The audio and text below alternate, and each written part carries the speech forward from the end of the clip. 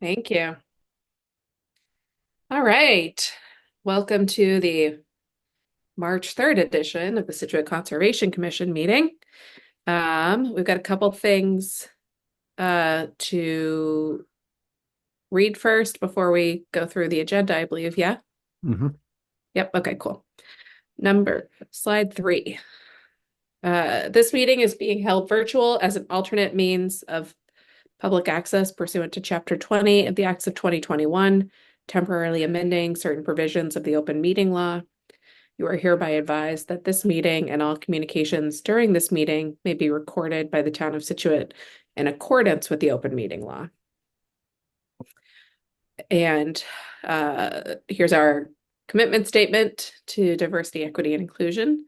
The Scituate Conservation Commission is committed to providing an environment of respect during meetings. We ask all members to interact in a polite manner, even when there is disagreement. We value the participation of our community and want all participants, including marginalized and minoritized communities, to feel welcome and respected. We ask our committee members and all who participate to commit to these standards to support and respect our community.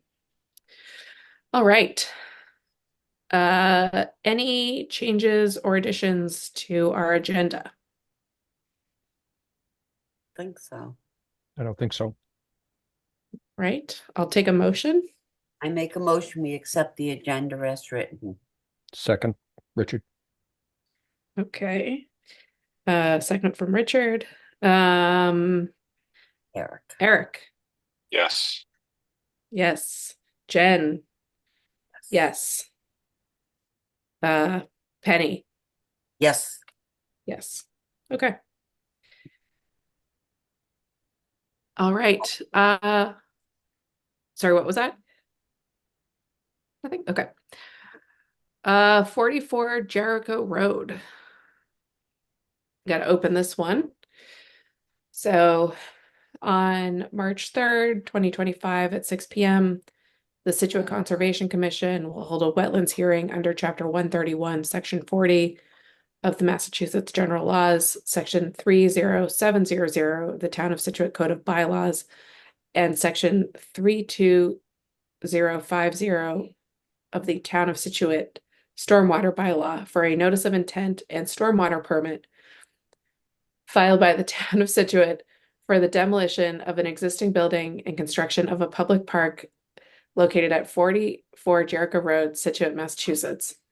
Abutters and other interested parties are invited to attend. Information to access the meeting will be available on the agenda posted on the town website. That was a very long first sentence. Kept going. Jen, so I think you said we have Corey for this one? We do. We probably have a few people. If Okay. you would, anybody participating wants to raise their hand, I can unmute you. And then let me know who is Oh, presenting the project. oh. James raised, Ryan raised. Oh, yeah, needed, Oh, I like Paul's background. Very appropriate. hmm And Corey's there too.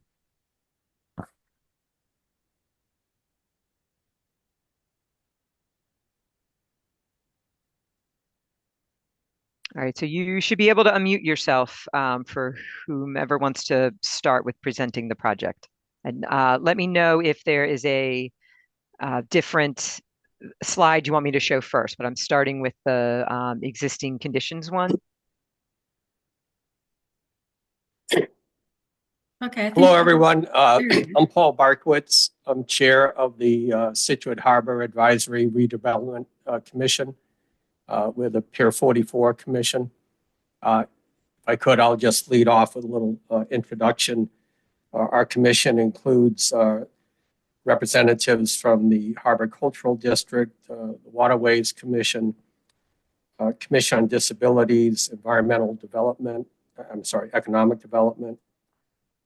We have a liaison, Karen Connolly from the Select Board, and our staff person is Corey Miles, the Coastal Resources Officer. We're assisted by a consulting team led by Copley Wolf and includes GZA. on engineering and permitting. We're really excited to be before you tonight. It's been a long process. The town acquired this property in 2010 with the approval at town meeting. We've done a lot of public outreach since then. Our commission was formed in 2021 as the town, between the acquisition and 2021. Of course, as you all know, the town had a lot of other projects. They moved forward. So we started in earnest in 2021. We put a premium at the direction of the select board on listening to the community, hearing how they want to use this property, what they want to do out there, what kind of elements and facilities they'd like to see. So we've done a lot of listening, worked with our design team, and come up with a plan that we presented. We've had 2 public surveys, 3 public meetings, 2 town meetings. We have a website. At the town meeting in 2022, we got approval for a grant from the CPC for funds to help us develop the project plan and design and permitting process. There were 15 different boards, commissions, and agencies that supported that funding. We've had overwhelming support for the proposal that we presented to you. We've certainly had a few people who preferred that we build a parking lot instead of a park. But at the last town meeting, for instance, I think there were maybe 5 or 6 people in the whole town meeting that voted no on the grant funding because they just wanted to leave the property as it is or just make it a parking lot. So we feel very strongly that the proposal we're bringing forward represents what the community has said they want out there. We see this park as a magnet for the harbor. It'll be a really quintessential entranceway to the harbor. It'll be part of the fabric of the community for generations. And we're extremely excited about getting this moving. The permitting process is quite lengthy, but we're well into it. One major achievement is Massachusetts EPA reviewed our environmental documents and determined they were complete and that no additional environmental work is required, at least on the state side. So with that, again, appreciate the opportunity to be here tonight, and I'll turn it over to Corey, and she'll introduce the Copley Wolf representatives and GZA folks as well. Thank you very much. Thank you. All right, thanks, Paul. So as Paul said, we hired a design team to help design the park and do the engineering and permitting for it. And it is led by Copley Wolf Design Group, and I believe we have Jim Haru is on the phone, and he's going to go through the plans for us. And Ryan DuPont from GZA is the engineer. So, Jim says he's not unmuted. So can you unmute Jim Haru? Yes. Thank you. All right, go ahead, Jim. All right. Thank you, and nice to see you all. Also with me is Madison Arnau, who's from Copley Wolf, who's been assisting on the project, and Ryan DuPont from GZA, who's critical in all the civil engineering and wetland issues. So a lot of this stuff is technical, as you can see. So I'm going to go through some of the design issues, and if we have to backtrack to get to some of the technical issues, Ryan is here to hop in to save me. I think it is important to note that the site itself is not only taken up by the building, but it's basically paved from edge to edge, from north to south, with bituminous pavement. As you can see from this drawing, the site is generally exists at about elevation 10, slopes from elevation 10 toward the water or slopes down toward Jericho Road. And slope is a relative term. As you can see, Jericho Road basically exists at 10 as well. So that just gives you some of the relative grades of what we're dealing with. And go to the next sheet. The goal for the site was really just to really decrease the amount of impervious surfacing that's on the site. So as you can see from here, it's oriented slightly differently. So the previous sheet was oriented from north to south. This sheet is oriented basically from east at the bottom of the page to the west at the top. But we are keeping some pavement on the site. You can see there's 13 parking spots on the southern part of the site, which is the left-hand side, and a few impervious sidewalks on the property itself. We do have a raised boardwalk along the edge.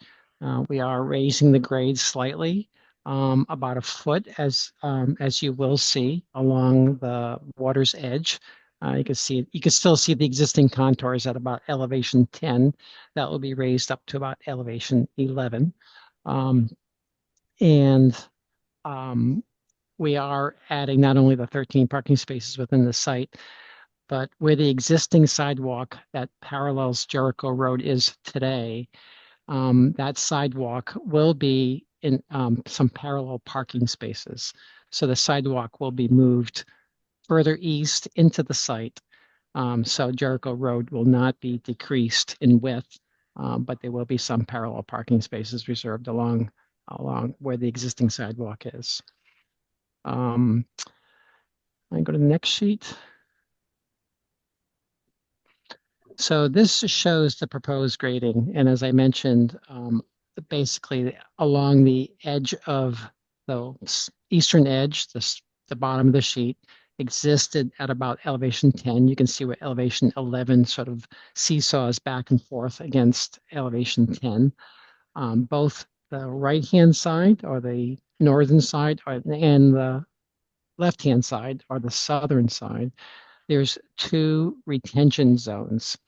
And so you can actually see that that's the gray dashed line existing at elevation 10. Those lower areas you can see along, say, the left-hand side or the southern side is being reduced down to 7.5. So it's actually being excavated to capture water, any kind of runoff that actually goes off to the adjacent left and right-hand side. And as it recedes, it would recede it'll recede into the Scituate Harbor. There are some catch basins and drainage systems that will help with that. Any kind of flooding will continue to flood toward Jericho Road. Jericho Road's grading will not be changed. Next page. I believe this just shows some of the existing conditions. Why don't we keep on going? There is a proposed ramp and floats along the southern edge of the site, and that will be for kayak or canoe launch. So small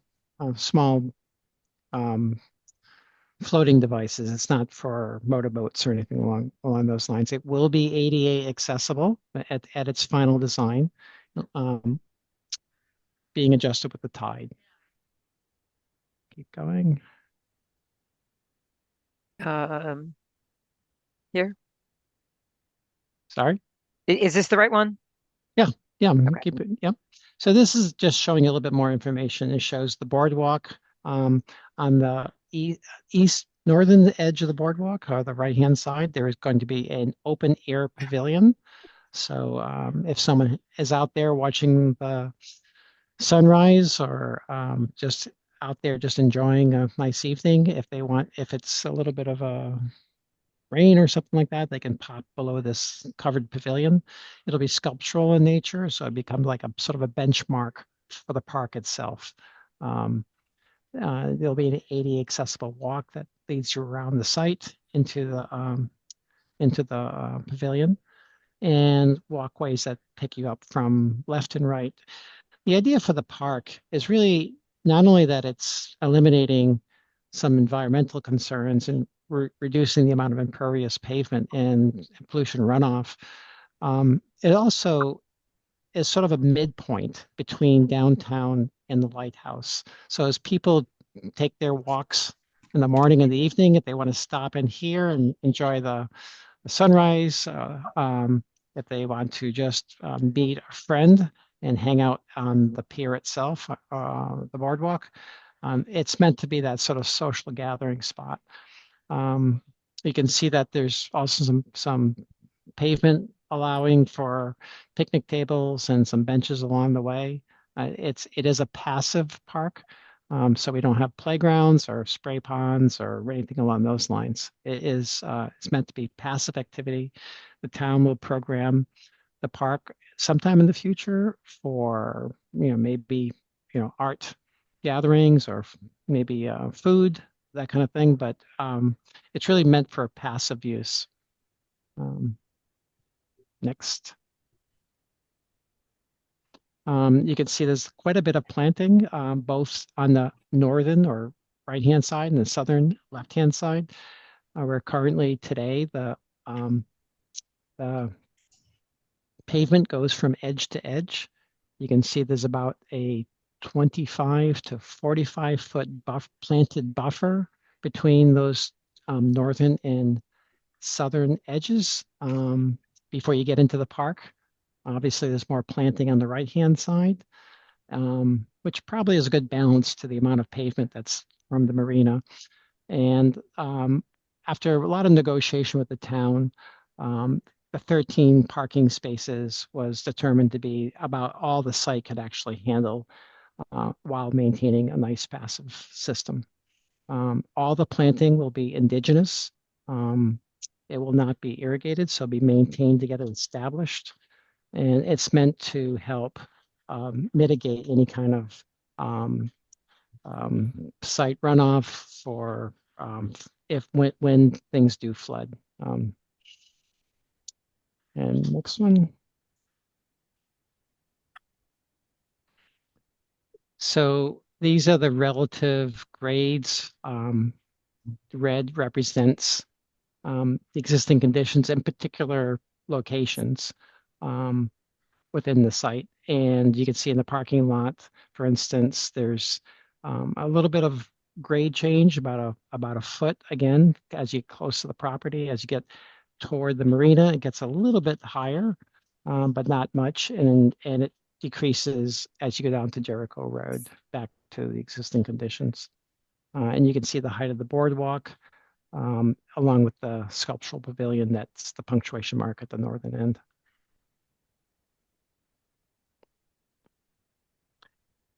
Yeah, the final design isn't really incorporated in this. This is essentially the final concept design for pricing and such.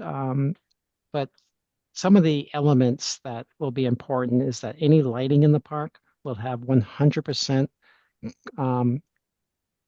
ground level cutoff. In other words, we will not be adding light pollution to the sky.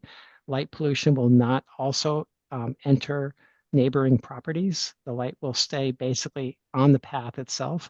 There'll be some architectural lighting on the boardwalk, really just to light the rail, and a little bit of soft lighting within the pavilion itself.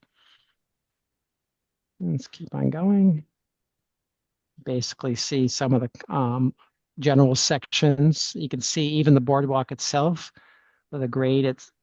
It's really meant that during event flooding, the water will flow right below the boardwalk onto the site and toward Jericho Road, pretty much as it does today.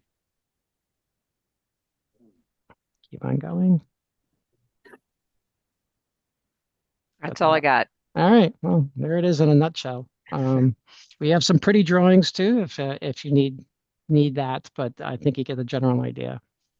All right, I'm gonna go back up to page 2. I think maybe had a kind of an overview showing some of the grading. I think that would be a good one. Yep.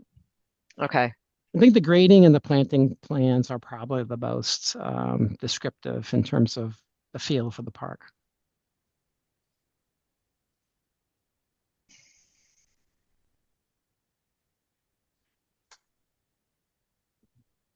Is there anybody else from the presenting team that should go before we turn it over to Well, Jen Smith?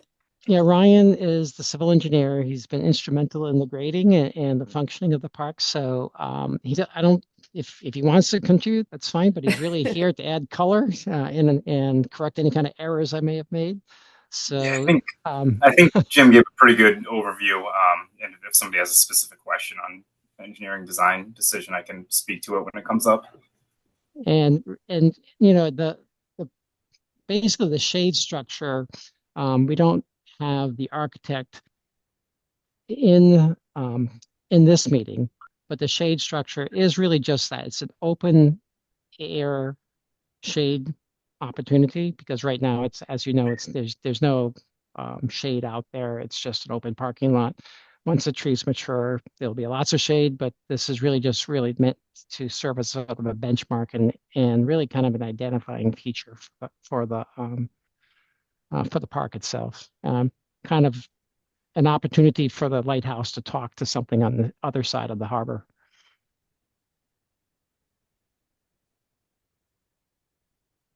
Uh, this is Corey Miles from the town.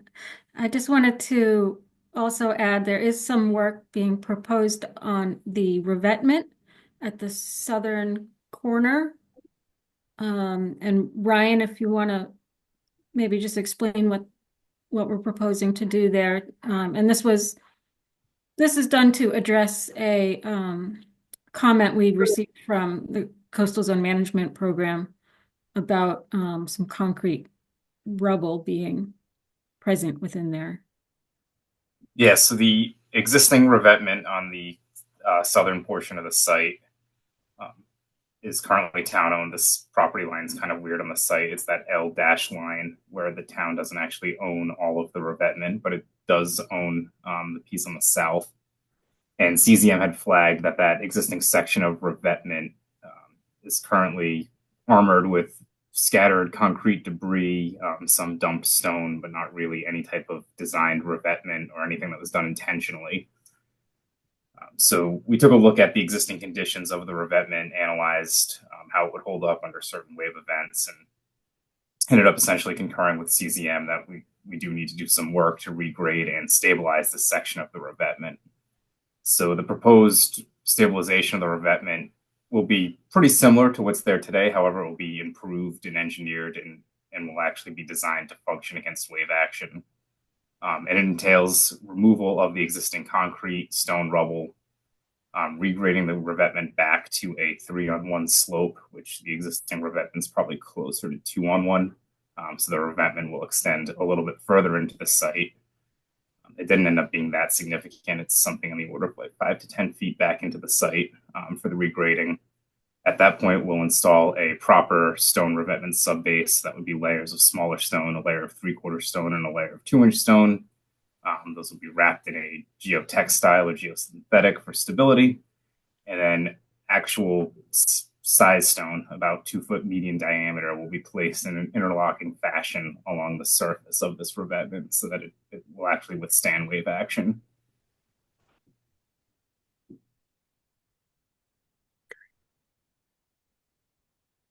And the grading plan is actually the next page, whoever's driving the show. There you go.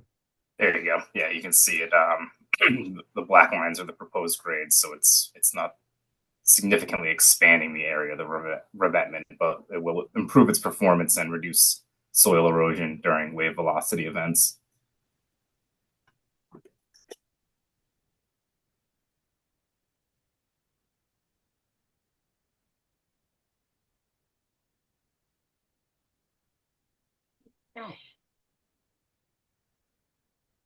Are you guys done presenting? We can turn it over to Jen and the commission, or more to talk through.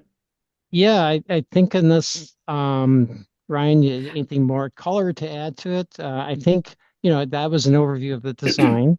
Yeah. If anyone has any questions about that, I'm glad to address them. If there's some engineering questions, Ryan's more than happy to jump on that. Great. Jen, why don't you take it away? Sure. Jen Smith. Yes, I do want to add some of the other information that I had read about it, about we're improving the public experience with this park and the recreational access in the area while minimizing the environmental impact. We're moving a large building that's there now. The site is about 38,000 square feet of impervious, and if I think I read, the proposed would be just under 12,000. So that's huge reduction. It's with us because the entire site is land subject to coastal storm flowage, and either in buffer to coastal bank, or there's work being proposed in the coastal bank and in coastal beach. So several different resources. There's some other, still need to go to Chapter 91, but that would be after your set of orders, if I'm not mistaken. And otherwise, most of my notes were, they've covered it as far as the improvement to the site, as far as how it impacts the environment and how it can be used. Otherwise, and I think it would be great to hear some comments from the commission to see if there's any other feedback. They also are going through permitting with planning board, so it'd be good if we all were working together.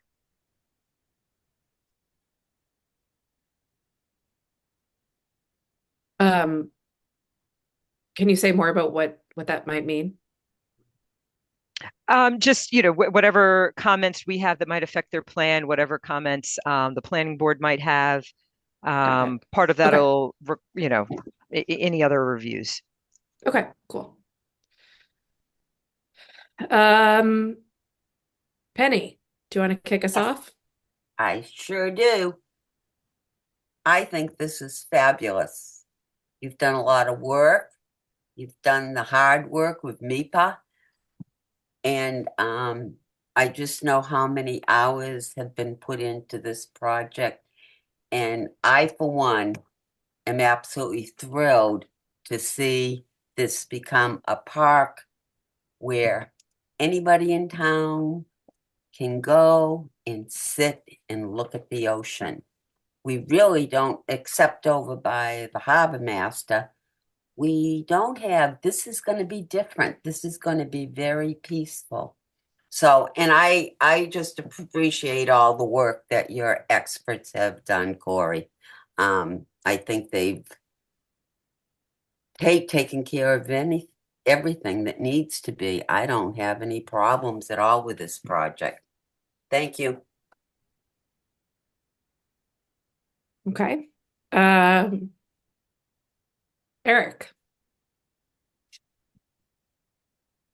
Yeah, just to echo Penny's thoughts, tremendous work. This is one of the few times that we get to see a project that is a wholesale improvement of a site. Going from what it was to what is being proposed is exceptionally exciting. And to be able to see it not only be an improvement environmentally, but also for the community is great too. The robust planting plan is one of the best I've seen since being on the commission. It sets a standard as far as I'm concerned in a lot of different ways. Just the diversity of plants from the Aristophalis through the Schizogarium to the trees, Hamamelis and the Nyssa. It's going to be a spectacular show all season. Not just for us, but it's also going to provide a lot of habitat opportunities for our local pollinators and birds. And it's going to add just another level of depth to the already beautiful scenery that surrounds this park. The park itself is going to be a visual attraction and a bustling one for people and a lot of our native organisms. So that's really exciting. I I know that we still have to go through stormwater, but I just was wondering on the basins on the north and south. I assume those are for just typical rain events as sort of holding areas. And if not, then what, standard are they set to? But that's all I have. Thank you, everyone.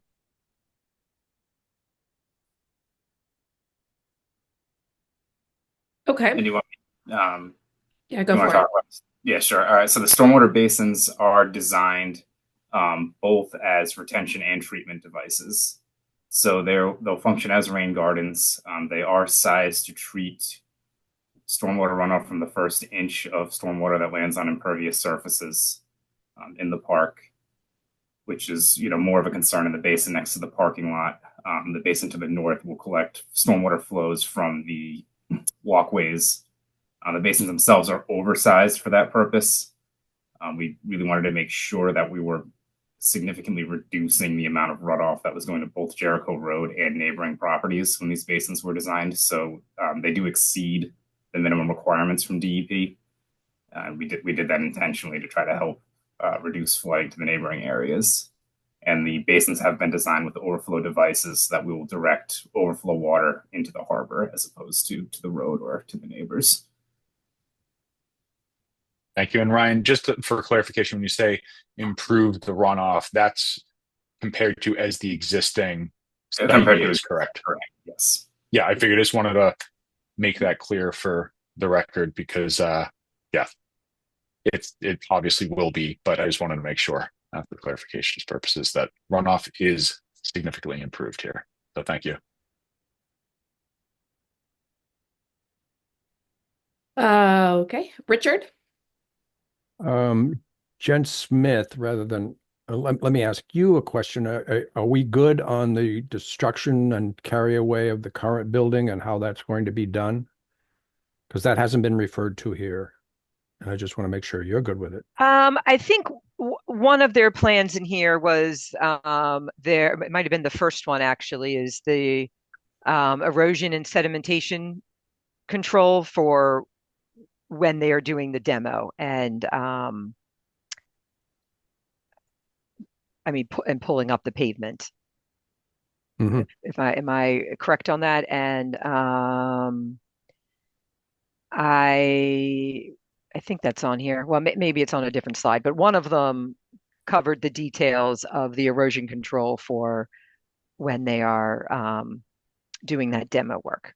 Yeah, it would be page 6 of your package. Okay. Yeah. There you go. You have to go back. Yeah, C103. And keep going back. Keep going back. Yeah, I was looking at it earlier today. There was some Yeah, details to the it went right by it. That's kind of why I asked, because I just hadn't seen it, and it is something we need to know about. But I was quite confident it was there Yeah, someplace. I can't see it. There you go. That's the you can see that's the sediment erosion control plan that Ryan was instrumental on, and the sheet before that is the demolition plan for the building, just showing the extent of what's being removed from the site, which effectively is everything. Yeah. So if I can ask, so the parking part that is remaining is literally remaining. You're not taking it out and putting something back. No, it's being removed, reconstructed, regraded. Okay. So it all works in unison. So what's there today is yeah, as you know, it's basically water goes where it wants to go. It'll be regraded to be directed to that stormwater basin that Brian was addressing, Right. mentioned on the left-hand side, the southern side. Okay. One other question, in terms of I'm calling it a ramp going down to the water. Is that a permanent ramp, stay there all year, or will any part of it be removed seasonally? I I'm I think basically the ramp itself and the floats will be removed, and it maintained and stored by the town someplace. That's it's the town administration take care of that. No, I appreciate that. Seasonal. I love the project in general, and I just wanted to see that part because it wasn't mentioned earlier. Thank you very much. All right. I also have a question, and I might have missed it, but does the ramp fall under Chapter 91 or is that separate? Yes, so that kayak ramp will need a Chapter 91 license. Okay. So often they're like when we're doing them, people are talking about boats and like just making sure kayaks are still, Yep. falling under that. I feel like I've seen this plan several times, so I'm not sure that I have too many questions on it, but I would agree with um, Eric's comments on the planting. It is a testament to how we love to see things come in, and this just excels at it. So can't wait to see everything. I don't have the knowledge to speak to it the way Eric does, but I can't wait to see everything kind of show up and shine. Jen, should we turn it over to uh the audience, see if there's any questions there or anything Yes, else? if they can raise their hand and then introduce themselves, name and address. But raise their hand in Zoom if anybody has any comments or questions. And I don't see any raised hands.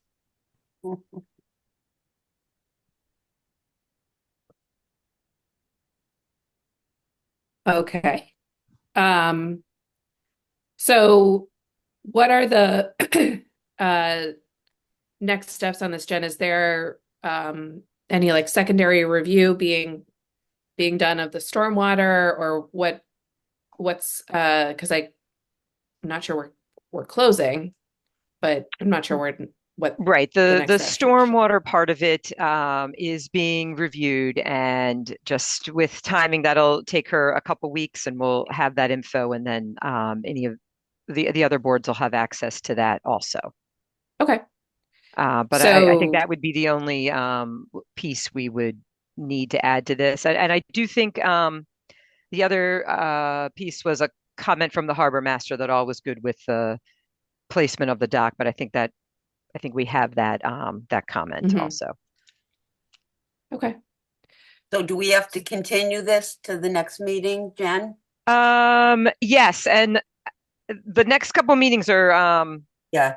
kind of full. So if you could do March 31st, but I would say April 16th we would be all good to go and could wrap it up then.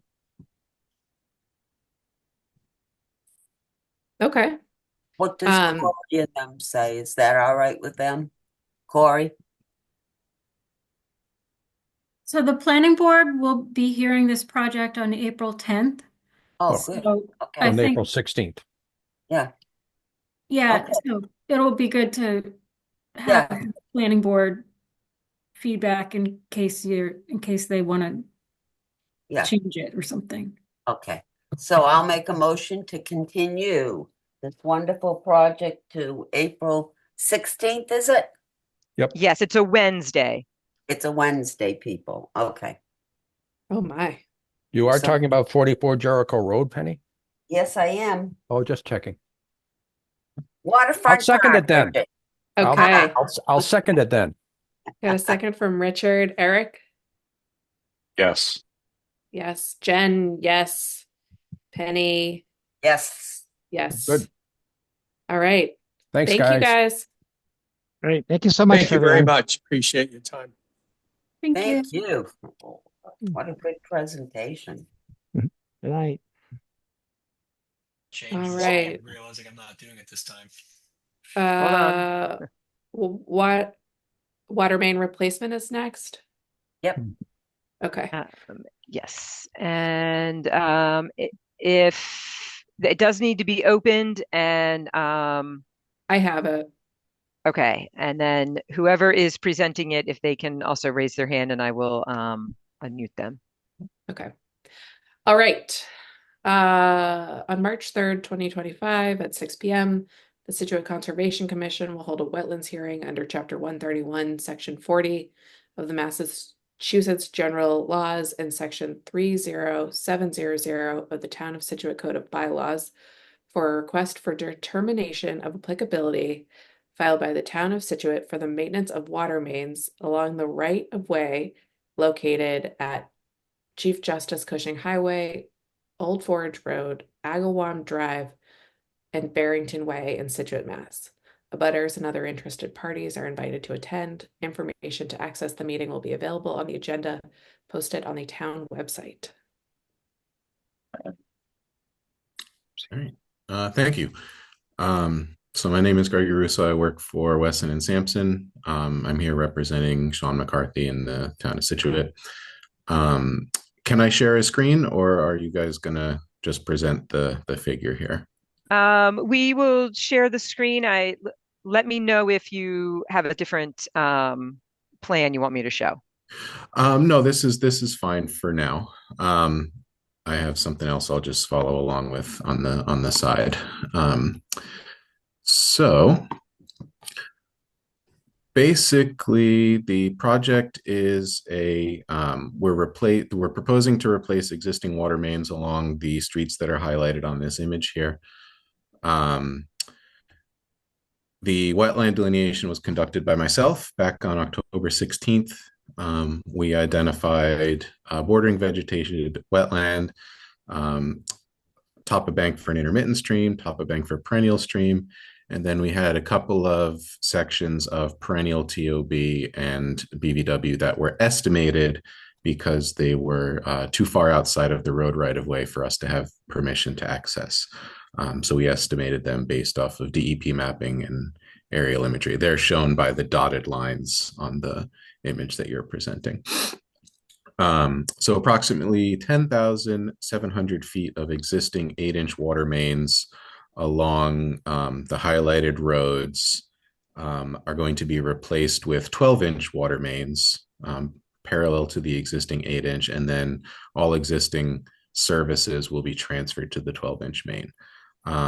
Service connections for properties not already connected will be installed.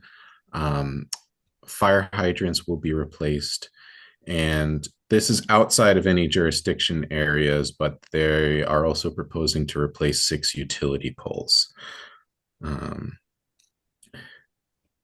Proposed work will result in approximately 4,110 square feet of temporary impacts to riverfront area, no changes in grade, no loss of flood storage, no increase in impervious area. Also 5,980 square feet of temporary impacts to buffer zone. Again, no changes in grade, flood storage, or impervious area.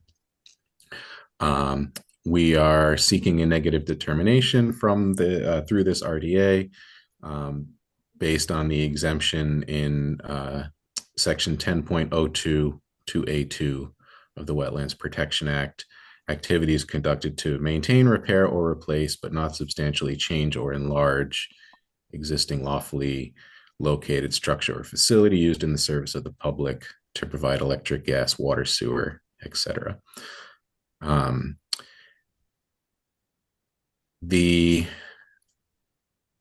So my next couple of slides here highlighted the sections of the plans where the work would be taking place, but on the image that you're showing, it is on the north end of the road is where we have the most resource areas, where you see BVW, D, C, E, B, and the TOBs there.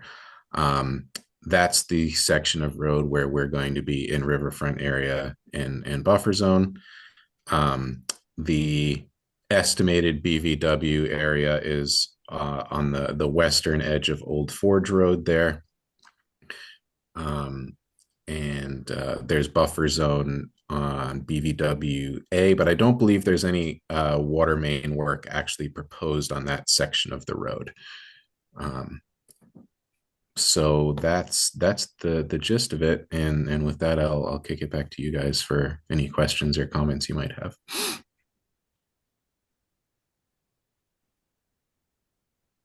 Okay. I'll pass it to Jen. Yes, like you said, I think all of this work is exempt. It's all done in the roadway, correct? Correct.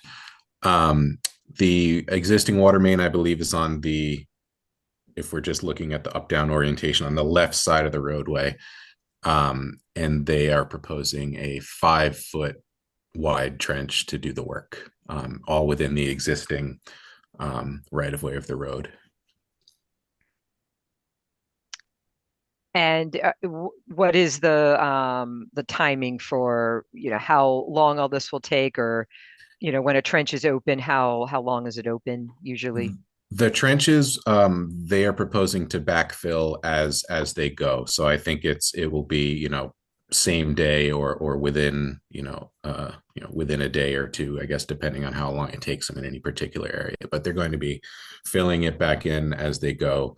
And I think also repaving over it as they go. As far as the actual schedule, for like time of year, if you give me a second to check the main RDA, I don't know that they had a set date because I think they were still trying to figure out funding. Um, but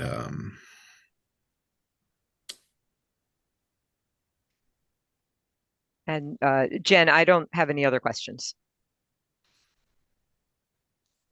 Okay. Richard. If it's all on the roadway and it's digging backfill within the day, I'm not too concerned, except in those areas where the BVW is. Are there any measures to protect any runoff that might come off the road in those areas planned? So they're proposing inlet protections for the storm basins throughout the entire project area, resource or not. Um, as far as additional controls, the road is curbed. So the curbs on the roadway are going to act as a barrier for any runoff, which will guide the water to the protected inlets. So at this time, there's no additional protections proposed besides the inlet protections, again, because the roads are all curbed and should contain any runoff. And to quickly go back to your question about the schedule, what I have in my notes is pending funding.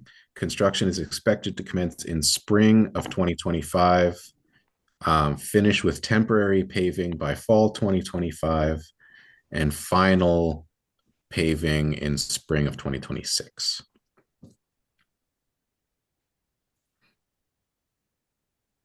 Okay.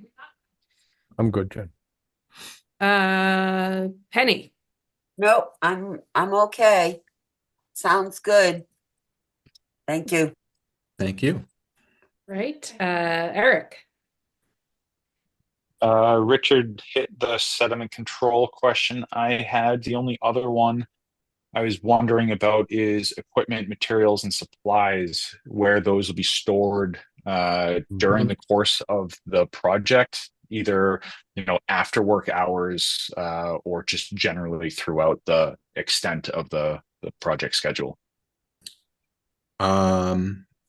I do not have an answer to that question. The plans I was given are permitting plans only. They're not final construction plans, and I don't think that they have staging areas identified on them. That's okay. The only reason why I was asking, it was because it was in tandem with the sediment control. Like if there are tracks that are dirty or, wheels and all of that sort of stuff, or if there's material being dropped off, if sediment control was also factored into whatever that area for staging or equipment holdover would be. But if you don't have it right now, you don't have it. Okay. Yeah, I do not. I'm sorry. Okay. Thank you. John Smith, wouldn't we need to know where the staging area is before anything was finalized anyway? As part of your minute, it's part of the, what am I trying to say? We can ask for them to let us know before they start. I'm glancing through the plans also just to see. I know there's a lot going on in the area, so there's certainly places to put things. Don could probably tell us if he was here. Yeah, I think we I can just think it ask should for be part before of they start work to let Right. us know. Exactly. Thank you. Sorry, Jen. Sorry, other Jen. Other Jen. Jen. Jen Harsh. Foley. We got these. Yeah, I think we kind of really talked through some of the things that could be tricky about it, and I don't have anything else to add. Is there anybody in the audience that has questions? And if so, use the raise hand function in Zoom and we'll get to you.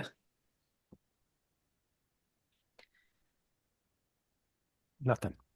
Nothing. All right. So we can go, Jen, for a -3, and the answer of staging will have to be answered before you start work. Understood.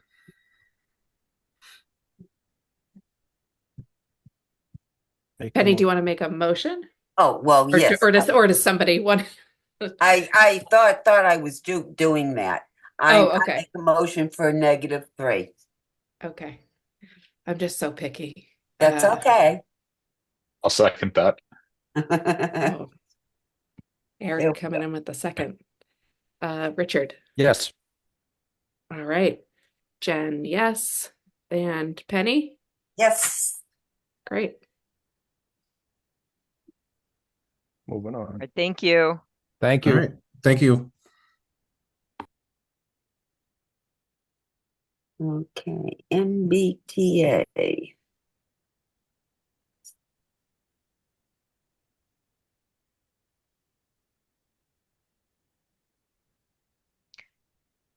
And All right. Sorry, go ahead. No, I'm not sure who is presenting. There they are. Thank you. All right. On March 3rd, 2025 at 6 p.m., the Scituate Conservation Commission will hold a wetlands hearing under Chapter 131, Section 40 of the Massachusetts General Laws and Section 30700, the Town of Scituate Code of Bylaws, for a request for determination of applicability filed by the Massachusetts Bay Transportation Authority for the maintenance and clearing of vegetation located along the MBTA right-of-way in Scituate, Mass. Abutters and other interested parties are invited to attend. Information to access meeting will be available on the agenda posted on town website. And we have Matt Donovan here to present. Hey everyone, I'm Matt Donovan from Benish. I'm here to represent Keolis. Keolis, I think it was said that MBTA was the applicant just now, but Keolis is the applicant and MBTA is the property owner. And Keolis is doing the maintenance and all the operating of the commuter rail. So we bring this RDA to your commission every 5 years as required by CMR 11. And it's required to get these determinations before submitting the 5-year vegetation management plan to the Mass Department of Agricultural Resources. I'm happy to go over the work that is mentioned in the RDA and what's done each year relating to chemical application and vegetation management activities. But this RDA is specific to confirming the accuracy of these maps. Your commission does have an opportunity to weigh in on the plan during the VMP review process, which will be submitted mid to late summer this year. The vegetation management plan is designed to manage and control vegetation necessary to keep the railroad operation safe. Regulations are in place to keep the sensitive areas protected throughout the duration of the plan. And these sensitive area restrictions are listed and described in CMR 11.04 as well as the vegetation management plan. The maps we provide you with are made for the chemical portion of the plan, but often dictate where mechanical methods will be used due to chemical restrictions. There are 2 main chemical applications each year, one in the May to June timeframe that targets the roadbed, and one in August, September timeframe that targets the brush in the areas adjacent to the roadbed. The sensitive areas that are marked with blue and yellow that you see on these maps are restricted from the brush program and only receive the roadbed application, which is what I'll focus on because that's the only chemical program that takes place in these sensitive areas that are under jurisdiction. The roadbed application is performed by a spray truck that drives on the track and is equipped with nozzles on the backside that are located about 18 inches above the ground that spray the solutions directly down on the track. Mhm. The truck also has booms that extend out to target the shoulders of the roadbed up to 12 feet from the center of the track. The certified applicator is always accompanied by an environmental monitor familiar with the site conditions and equipped with these maps, instructing the operator as necessary. And the applicator has the ability to turn off all of these nozzles, or in many cases, just the side nozzles that target the shoulders of the track, where it may be getting into the buffer zone of a sensitive area. The yellow zones typically don't receive any chemicals.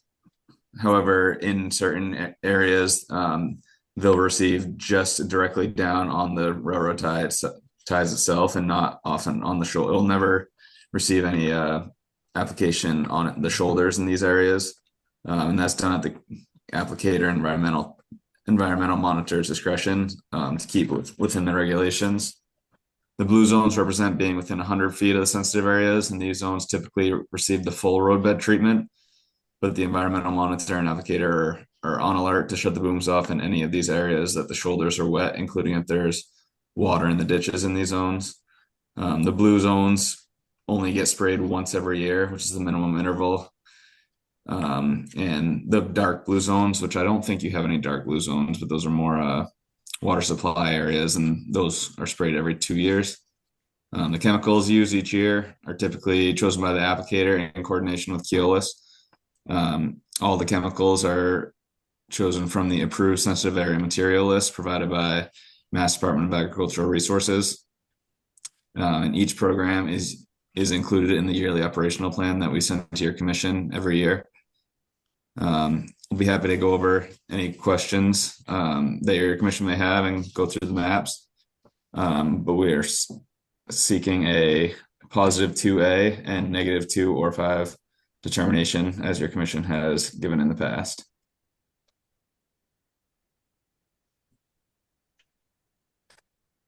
Okay.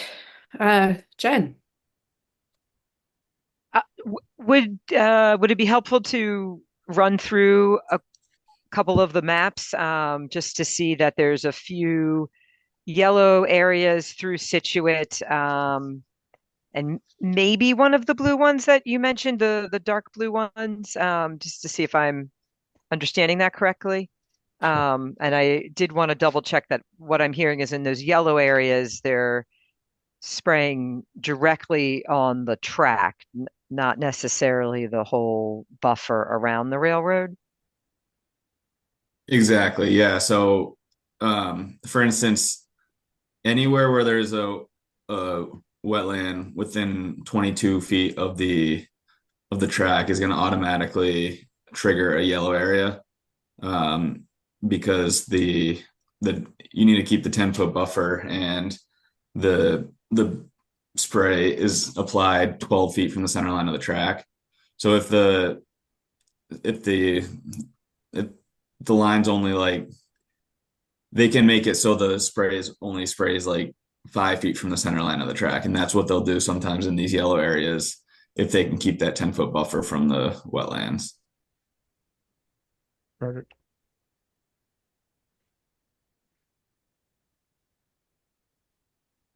Okay, so we're and I don't know if I mentioned that these maps haven't changed. We did increase the scale this year, but the markings are all in the same areas. So I don't think I mentioned that at the beginning, that these It is the dark were, blue. Yeah. yes. okay. And that's coming into Greenbush. Right. Okay. Can you repeat again about the dark blue, what you do there? So those will only receive the roadbed treatment once every 2 years. 2 years. Thank you. Yeah. Okay.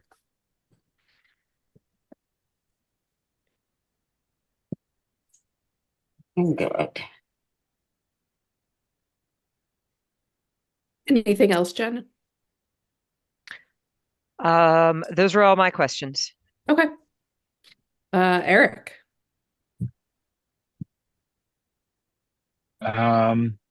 Most of the questions have been answered. I just do have one other one um, relative to the environmental monitor or someone during the time of application.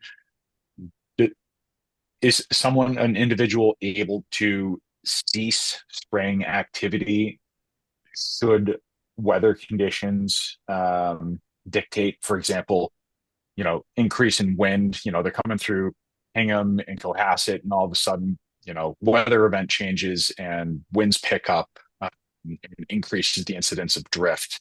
Um, you know, whoever is involved will have the ability to cancel, I presume, or how does that work? Yeah, that's a good question. So weather is tracked very closely before even starting the day, and there are all kinds of regulations with wind and rain and just precipitation in general where they can and can't spray. So what Keolis does is they budget. They basically have the applicator scheduled for say 30 days, I think, for the roadbed treatment, and when really it's only going to take 15 days or something. And these are just general numbers. They're not the actual, but they always budget more days than it's actually going to take for these weather, just the questionable weather. So they'll spray as long as it's within the regulations of spraying, but they are able to stop if the weather does change, but they'll be looking at it beforehand to know what it's going to be that day. Sure, that makes sense. I just was thinking about, I'm like, well, if weather changes during a day and they've scheduled this day, but you've answered that as far as like building in, padding in terms of the schedule to allow for, weather, work stoppages. So that's all I had. Thank you. Thanks. All right. Richard. No, I'm good. Thanks. Penny. Yeah, sounds good. Thank you. All right. Anybody in the audience, if you have a question, now would be the time to raise your hand.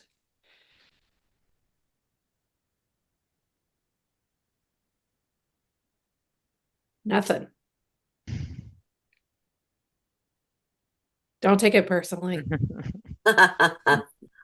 All right. So Jen, what should we do here? This would meet the requirements for a -2 determination. Okay. I make a motion for a -2 for the MBTA vegetation management. If you don't mind me, we are looking for a +2A as well as -2. So the positive 2A is us confirming the delineation. Okay. And then the -2 is saying that the work is referring to the work. Right. Would be exempt from the NOI. Okay. So a +2A and a -2. Yeah, +2A. I make a motion for a +2A and a -2 for the MBTA vegetation management. For Keolis. Yes. I thought you'd said that. I'll second it. You All wise right. guy. Eric. Yes. Great. Jen, yes. Penny. Yes. Onward. Cool. Thank you. Thanks very much, everyone. Have a good night. You too. Thank you. All right. What's next? Cherry Lane's been opened. Cherry Lane. Yeah. Okay. I am unmuting the Colettis. Yep. And they've provided an updated plan and some plantings on it, but I'll let them talk a bit to it, and then we might have some additional questions. Sure. So we submitted an updated plan to hopefully better convey our project plans. It seemed in speaking with Jen after last week's meeting that the committee may have interpreted our proposal not as we intended. Um, uh, it was never our intention, if it was the thoughts of the committee, to push out an 11-foot grade out to the 17 feet. As you can see in this plan, we've, marked our grading, which we hadn't had in the former one. So we're coming out, 1 inch decrease over a foot for drainage and more appropriate runoff. We're just trying to restore grade to the edge of the driveway and mitigate, future problems with erosion. And as I said earlier, create more of a gradual slope for drainage and runoff. So the 17 feet will actually end at roughly a 9.5 height. And then there will be a very small dry stack stone retaining wall with some native Virginia rose shrubs around that.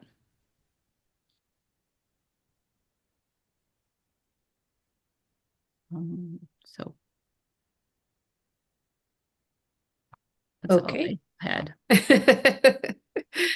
had. Jen. I don't have any comments at the moment. Okay. Eric.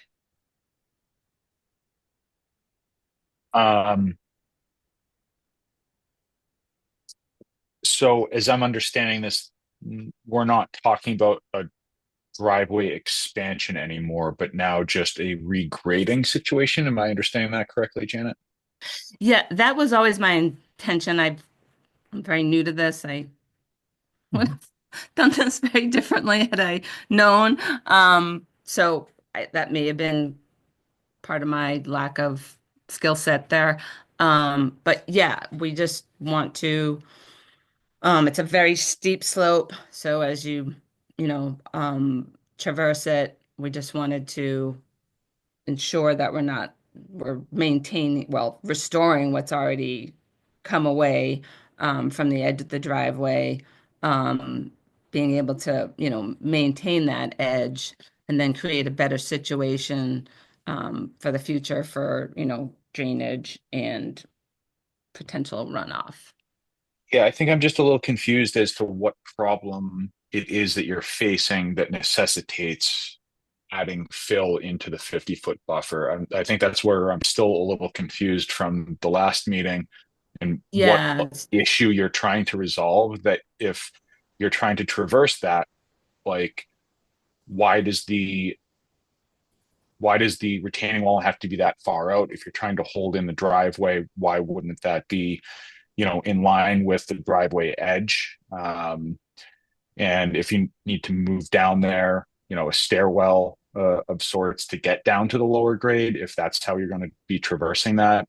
It just, again, as a commission, we look at work that's happening within the 50-foot, with a closer eye. And I'm just really trying to wrap my head around exactly the problem that is trying to be resolved. Because what you see there, you see the plans, but in reality, it's that those levels don't exist.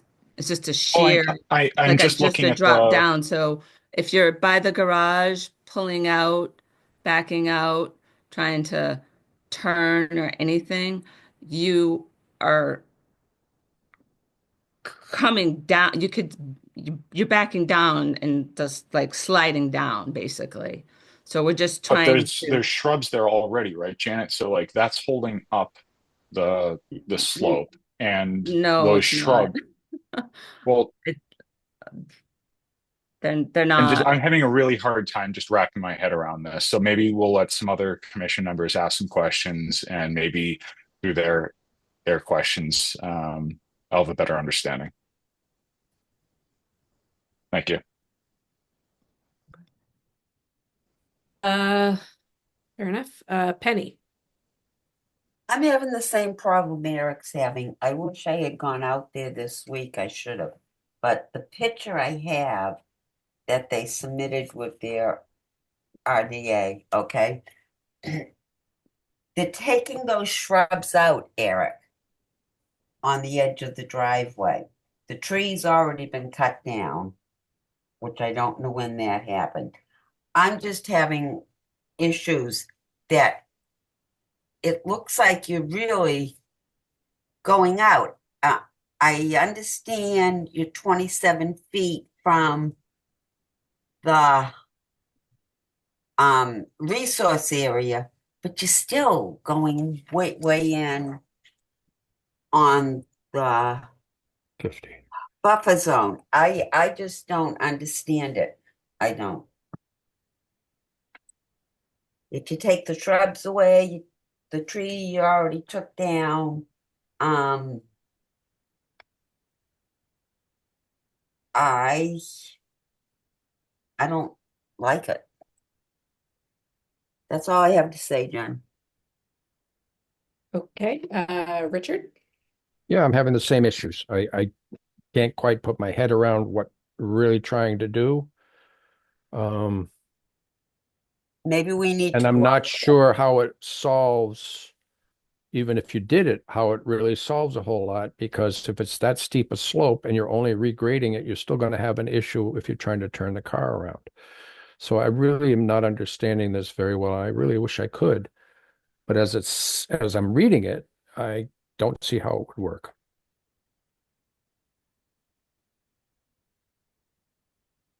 Okay. Um, Maybe we need to go out there, Jen, mhm. because the picture I have says no go. All right. Yeah, I And understand.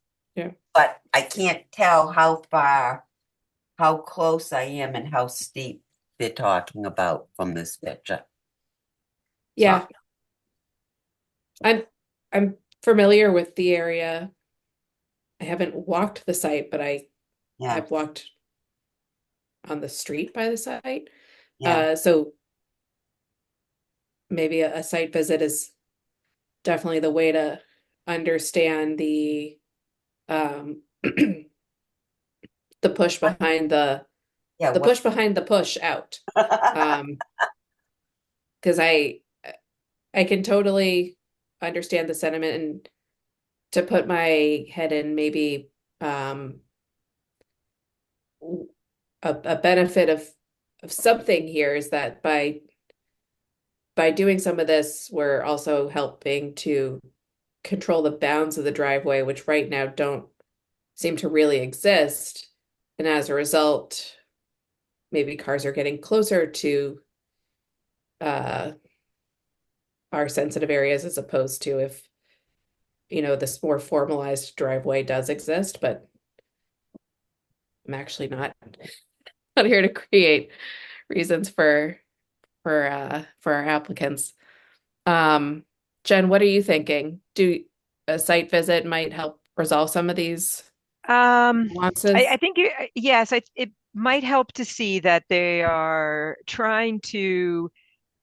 I mean, I want to use the word expand lightly their driveway, maybe a couple feet, kind of past that 11 is, it starts to, even before then, actually, because these bushes are on the slope down.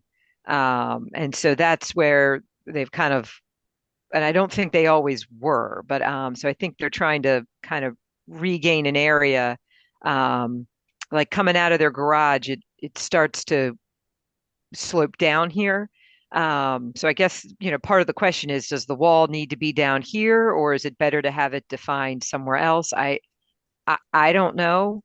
Um, so certainly, maybe seeing things in person help you Mhm. see what the site looks like.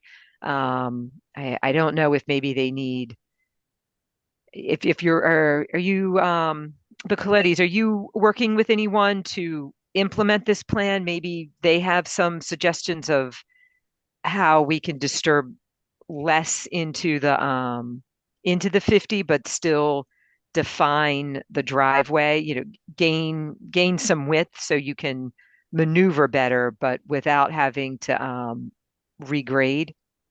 And I So know you might not have the answer. I just wasn't sure if you were already working with no, somebody. not yet, because I really did not really realize what I was embarking on here. So a couple things. The tree, I'm trying to figure out all the things I need to respond to. So the tree was rotted, so we took it down for safety reasons before it crashed onto our garage. Those bushes there, you need to understand the original house was on 28A Cherry Lot. Where this buffer zone is was it's not on this map, but it's typically on other maps as Lot 1. There were two houses on that lot. So those bushes are older boundary lines, and they used to drive their own cars down there to their homes. I don't know. I think the last house came down 50 some odd years ago. So those bushes, because of erosion, most of them are gone. There's four left. So they do nothing. So if we just put grade at that 11 foot, um, it's there's not going to be any drainage. You're just going to have standing water there. I mean that last, um, so That does make I sense. mean I can only imagine that last storm where it like froze over. It would just be a big Okay. skating rink. So I need to push out a little bit to achieve a couple of things to have that edge. So yes, we are adding a little bit there.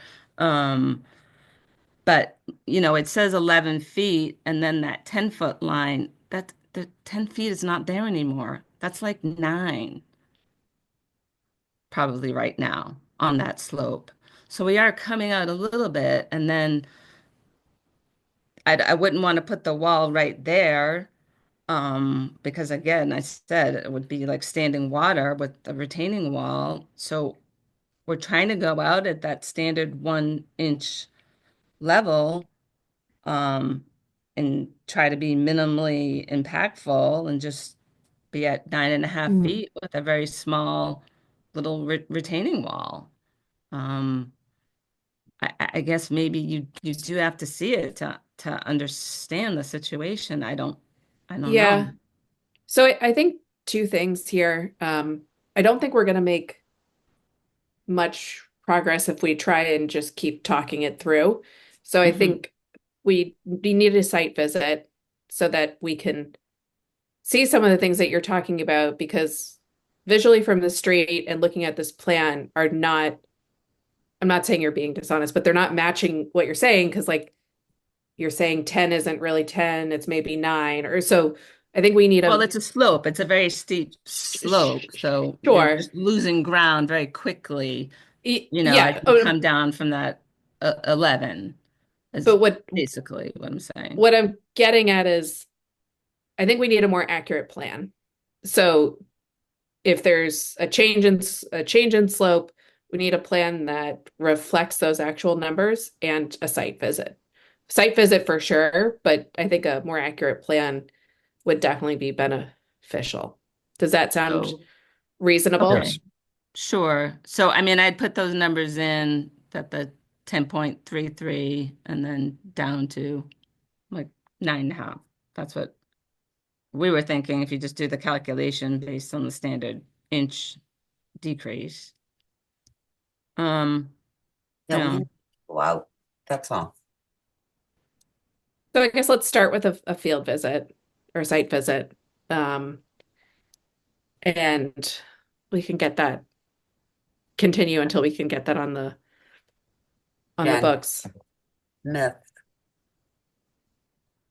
The 31st, as far as continuing, and I still wouldn't want to slow you down if you want to meet with any kind of professional and get their version of a plan also, because we look at these plans for what's existing and then what is being proposed. And so it helps us to kind of see what's going on. But we can continue to the 31st, I'm fairly certain. And but we'll get out there sooner than that. So we did we did submit with this like an alternate, but Jen, do you have that? Yes. So here's our dilemma. As you can see, there's not a lot of room on the other side. We because the septic was moved over there, so there's the leaching field. It is possible. There's like a little area, we believe. So we could push over into that and then probably around 4 or 5 feet and then come in a little bit from that 17 feet.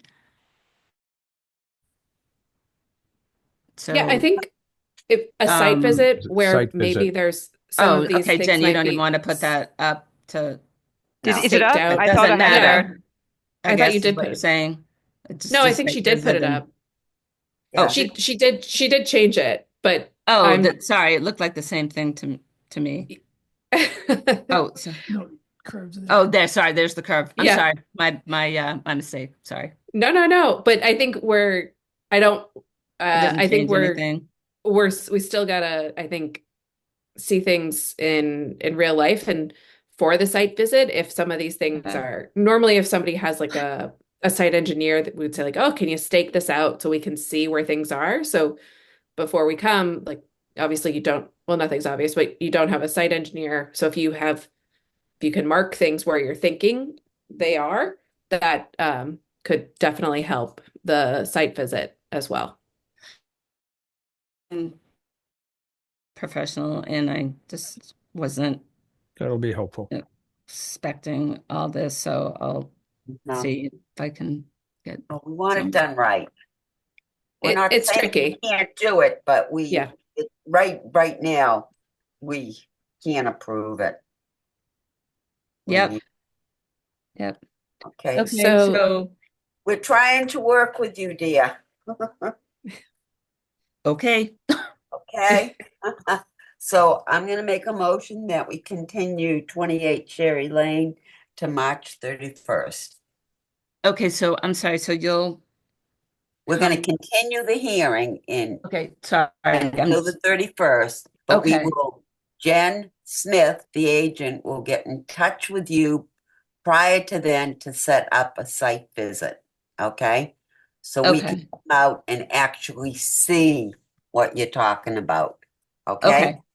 Yep. All right. Somebody gonna second my motion, please? I can second it. Thank okay. you. Second from Eric. Richard, Yes. great. Jen, yes. Penny, Yes. yes. Moving on. Wonderful. Okay. Moving on. Let's squash it. All right. And this one we do need to open. Yep. Okay. On March 3rd, 2025 at 6 p.m., the Scituate Conservation Commission will hold a wetlands hearing under Chapter 131, Section 40 of the Massachusetts General Laws and Section 30700 of the Town of Scituate Code of Bylaws for a request for determination of applicability filed by Maisa Goncalves for the reconstruction of a deck located at 5 Driftwood Lane. Wait, nope, this is not right. No, you're supposed to be 19 on Wisquasket. 19 Wisquasket. That's the one. file. Oh, the file is called 19 Misquashet. Do I not have this one? I don't know. All right, hold on. Yeah, I don't have that one. Okay, give me one moment. I got a lot of things open. It sounds like it probably just got saved over in the file and was sent to you that way. Yeah. But this is it's 19 Musquashkett. It's for it is for a patio, I believe. No, it's a new deck and footing. Deck and footing. Yeah, New deck and footing, yeah, yeah. all of it's the same except for the Address. The applicant and the address. Okay. So the applicant name is Bill Blower. Bill Bauer. okay. Bauer. I can't Okay, read for it. okay, so for request for determination of applicability filed by Bill Bauer. Bauer Uh-huh. for the reconstruction of a deck No, And it's footings. and footings located at 19 Musquashit Ave Yep. in Scituate, Massachusetts. Abutters and other interested parties are invited to attend. Information to access meeting will be available on the agenda posted on the town website. That was fun. Yeah. Yeah. Oh, good. One team, one dream, guys. We're getting there. Yeah. Yeah.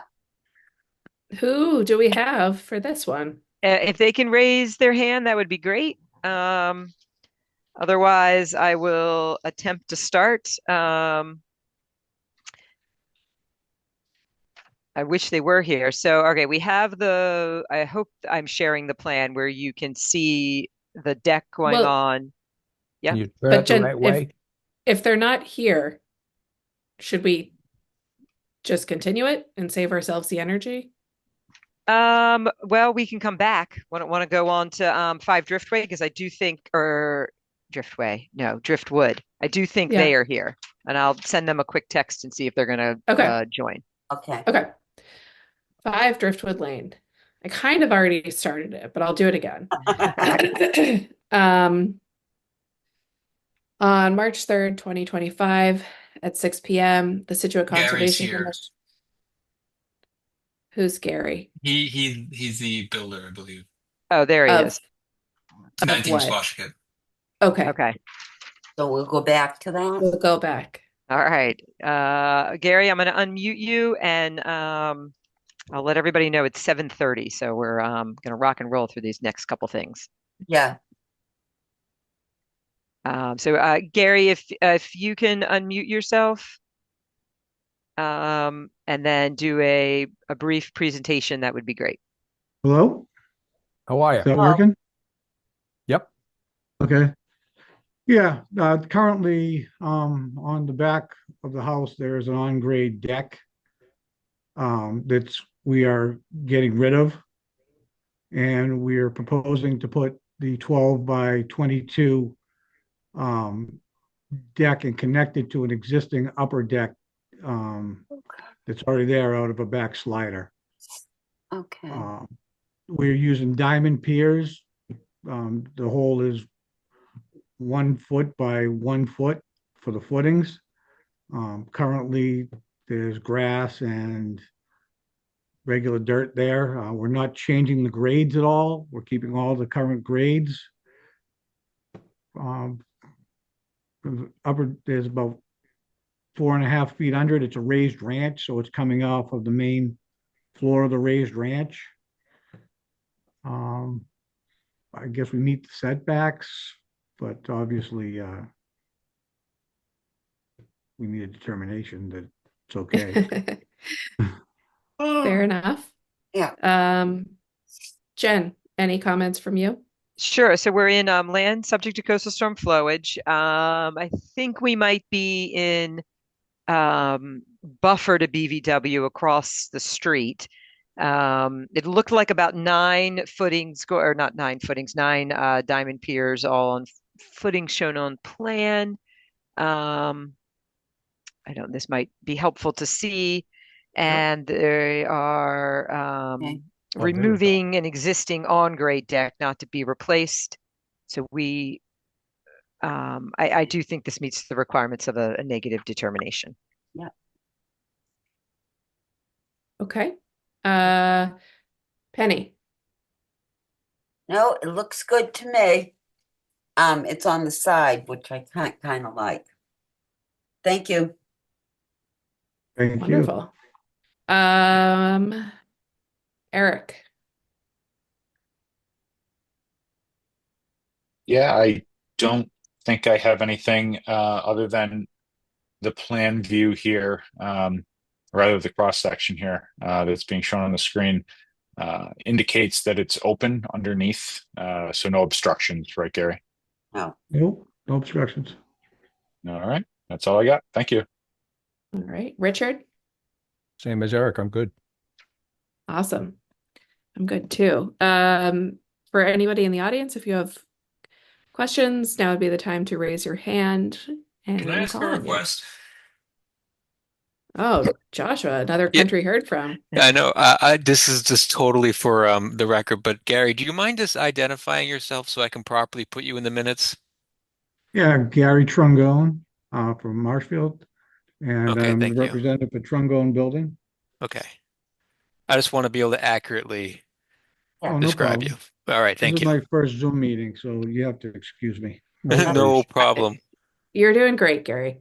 Um, Anybody in the audience have anything? Raise your hand. I see no raised hands. Okay. Then I'll make a Make a motion. motion for a -3 for 19 Musquashcut Road. Oh my God, Richard, you beat her. You beat me. I You, had to get one oh, in. you came in the butt. I'll I know. second it. Okay. Love you. Eric. Yes. Yes. Jen, yes. Richard. Yes. Hip hip hooray. Okay. Moving All on. right. Thanks, Gary. Thank you, Thank you, guys. I Gary. appreciate it. Yep.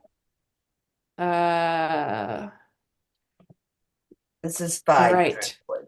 Now we're on Driftwood.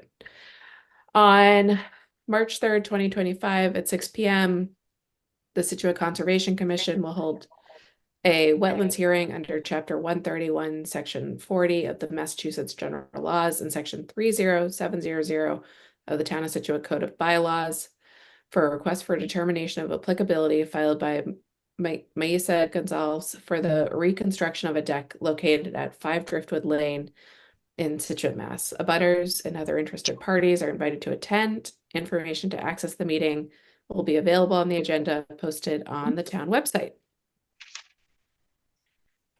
Who do we have for this one? They can please introduce themselves. Oh, hi guys. This is Maisa, and I'm here on behalf of Ramos Construction. So yes, we would like to permission to partially rebuild the new deck at the same footprint. So nothing's changing. The deck is very unsecure. It's like falling away from the house. So that's why we're applying for the permit. Seems logical. Jen, what do you got? Yes, I wish I had a better photo. I'm showing one of the aerial shots because it's a partial replacement, in the place where it is. I think I'm correct that it's 5 posts being replaced, so about 28 feet of decking. So not the whole deck, but a good portion of it being put back where it is. And we are in buffer to marsh and land subject to coastal storm flowage. I'd say this is acceptable for a negative determination. Okay. Penny. Yeah, it's the blue, right? That's being replaced, Yeah, Jen? just On the about. It side. might be a little bit longer. I was just trying Yeah. to kind of show that it's just part of Right. it, Right. It isn't the whole back. Okay. Nope. and it's not growing. Okay. Thank you. I'm all set. Okay. Richard. Do we have the detail on the posts they're going to be using? So it's gonna be sonotubes. It's gonna be a Yeah. 12-inch sonotube by 4 feet. They do have existing sonotubes there, but we don't know how deep they are. And we do And have we are a detail on rebuilding that. it. I don't know why I'm not able to bring it up, but That's I all, do that's all have right, a Jen. page. The question's been answered. I appreciate it. Thank you. Okay. Eric. Eric. Yeah, my question was going to be just on whether or not there's going to be soil disturbance or digging, or if everything was going to be above grade. I'm just going to throw it out there with soil disturbance and being in the location that it is. Do we think it makes sense to have any sediment protection during the excavation process. I know it's minimal, um, but I'm just throwing that out there as a question for us to think about. Well, All I have. Yes, I think we should recommend that to have yeah. a silt sock down on the salt marsh side of the project. Right. Yeah, I just didn't know what way the grade was going on there because obviously the marsh on one side and then the ocean across Driftwood and the adjacent properties. So whatever makes sense in terms of the elevation. That's all I got. Thank Okay. I have no questions either, so we'll open it up to the public. If anybody in the audience, there may be a couple people that are there. If they have anything, now would be the time to raise your hand and we will call on you. No. Nope. All right. I'll take a motion. Motion for a -3 on 5 Driftwood. No, Penny got it. He's just, I'll second. oh my. Oh, Eric coming in there with the second. You guys, you don't know this, but I keep score during the meetings. And now Richard and Eric are tied. Ooh. Right. And Richard? Yeah, that's fine, except I made a motion in addition to seconds, so I'm not sure I know, Eric really tied me. Well, you're tied for seconds. Don't worry. I gave you a check mark for the motion. Oh, okay. Thanks a lot. And I'm a yes, and Penny. Yes, yes. Yes. Great. Okay.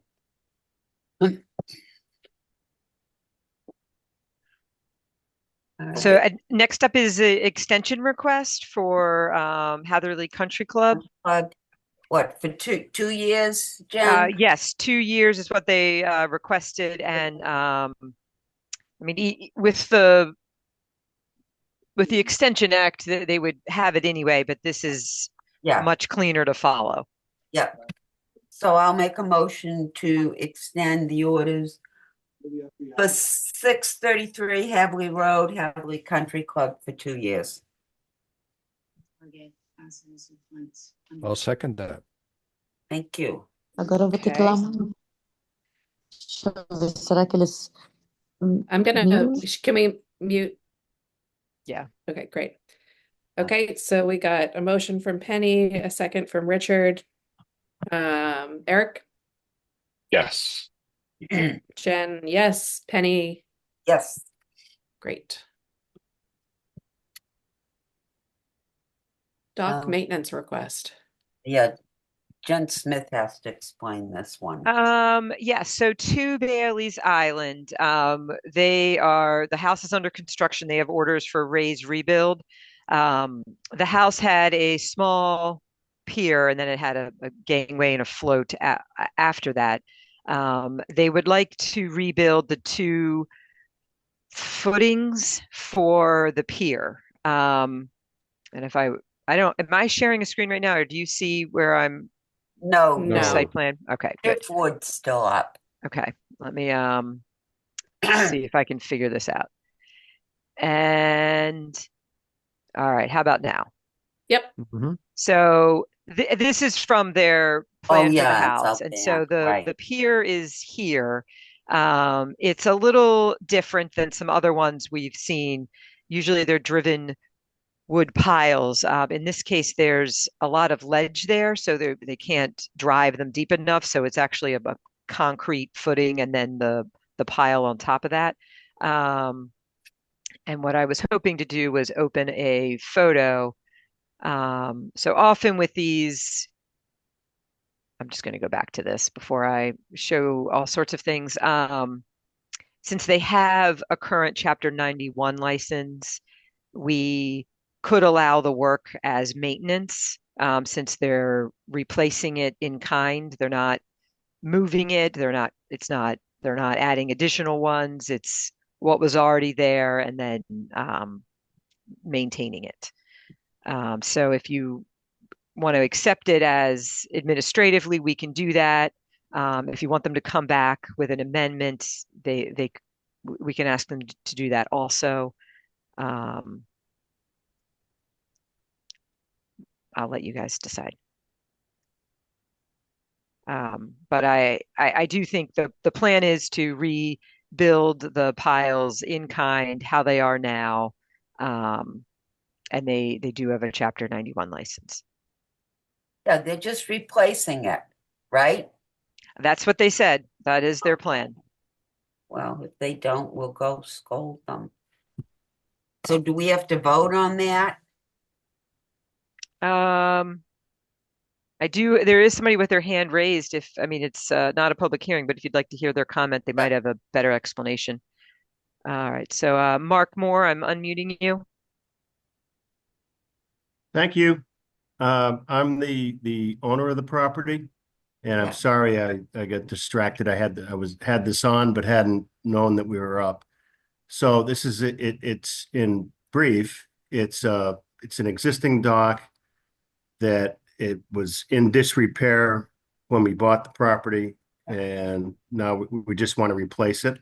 So we got some foundation. We're putting foundation in, the exact same foundation that was in previously, and the dock is going to go in basically exactly the same in terms of footprint and all the other aspects except for aesthetics as it was previously.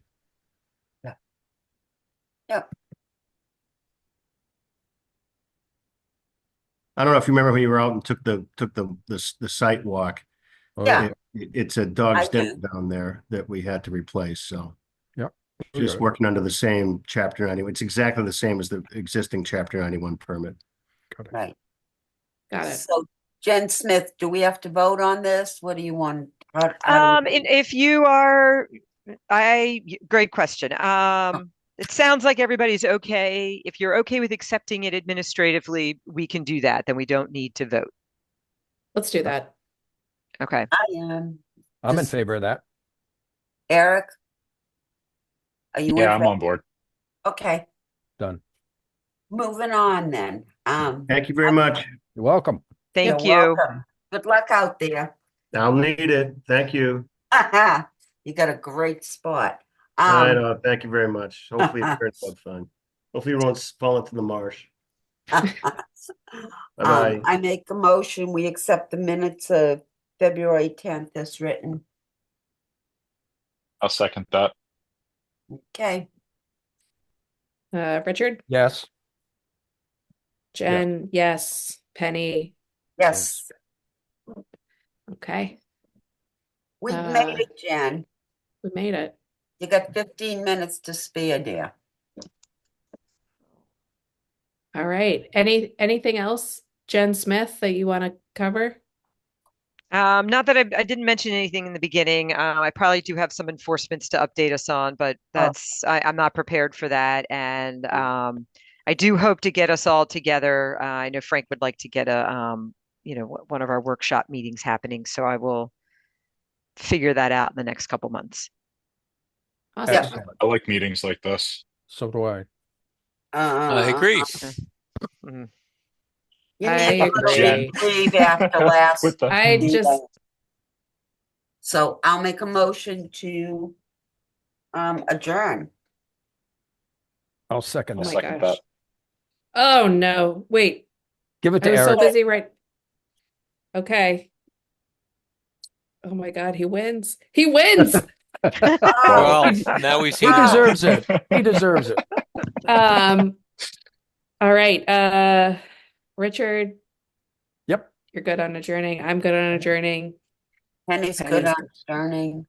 Meeting's over. Have a good Okay. night. Thanks, Have guys. a good night. Thank you, Bye. everyone. Have a good night. Good, Yeah, good we'll